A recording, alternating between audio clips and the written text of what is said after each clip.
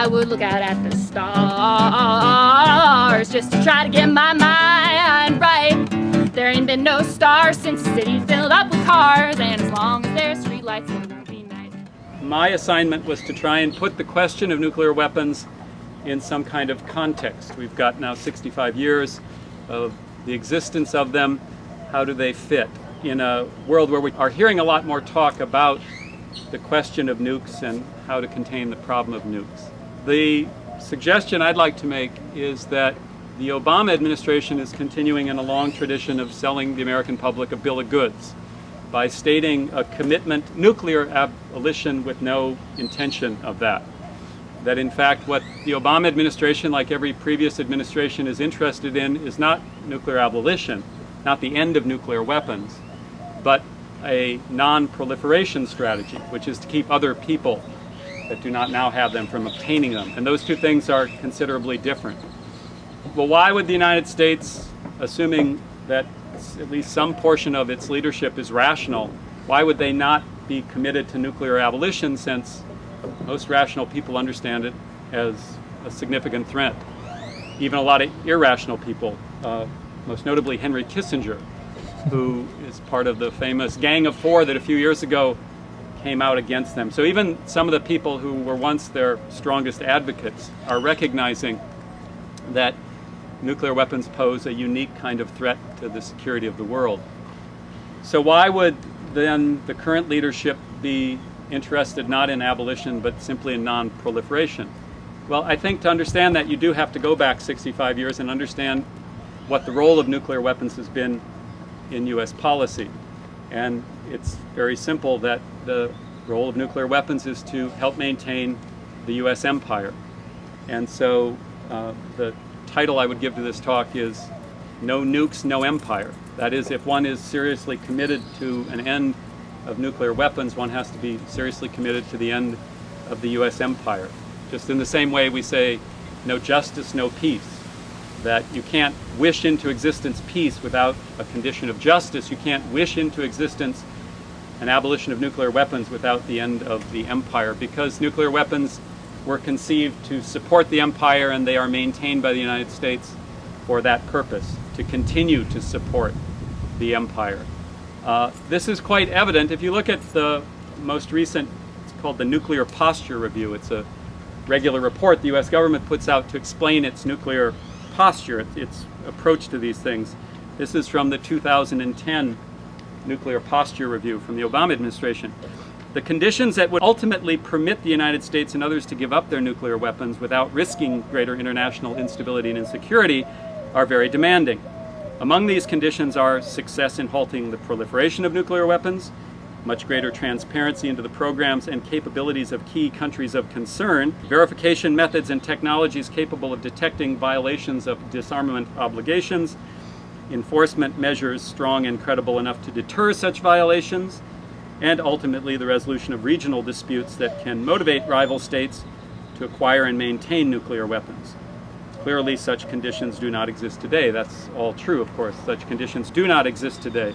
But the condition that would make the abolition of nuclear weapons feasible is not even on the list, which would be the end of the empire, the end of the U.S. domination and attempt to dominate the world, especially the most strategically crucial regions, especially the oil resources of the Middle East.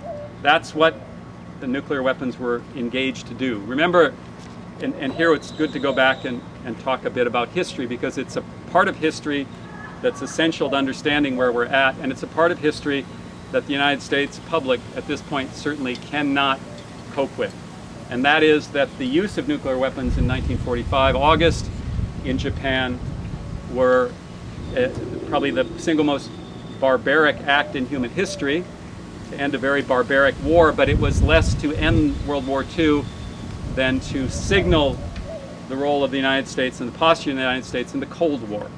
That is, if you look at professional historians' work on the reason we dropped the bomb over Hiroshima and Nagasaki, the conventional story that the U.S. public tells itself, that we dropped that bomb to end World War II and save American lives to prevent the need for an invasion, is in fact inconsistent with the documentary record. And the consensus among professional historians, the people who are paid to understand these things, is in fact that the dropping of those atomic weapons was much more the first move in the Cold War, the first move to signal to the world that the United States would breach no criticism of its domination of the world and no challenge to that.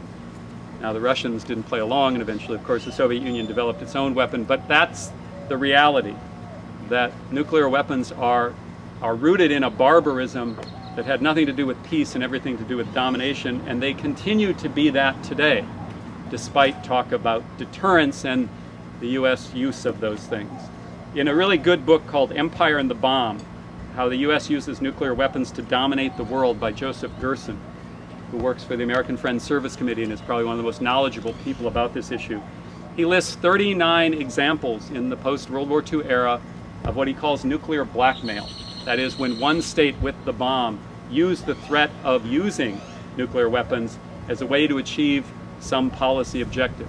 Of the 39 examples that Joseph Gerson lists, 33 of those are attributed to the United States. That the bomb was born in empire and it has been used to maintain empire. And as long as that imperial design is at the heart of U.S. foreign policy, and as long as otherwise rational policymakers want to continue that, we will see nuclear weapons at the center of U.S. foreign policy. That's despite what people like Barack Obama say. And it's a reminder that what they say is relatively irrelevant. So Barack Obama gave a famous speech in April of 2009 in Prague, where he said, and I'll conclude with this, so today I state clearly and with conviction America's commitment to seek the peace and security of a world without nuclear weapons. I'm not naive. This goal will not be reached quickly, perhaps not in my lifetime. It will take patience and persistence. But now we too must ignore the voices who tell us that the world cannot change. We have to insist. Yes, we can. He gets a lot of mileage out of that line, still using it.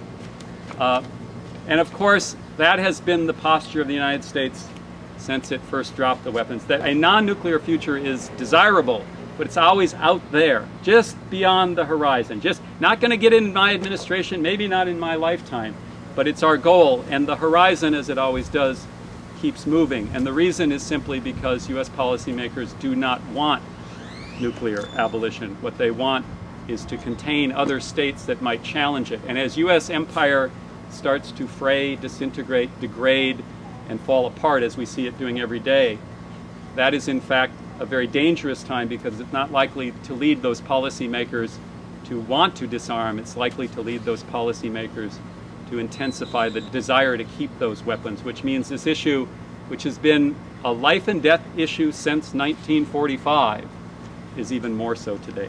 So thank you.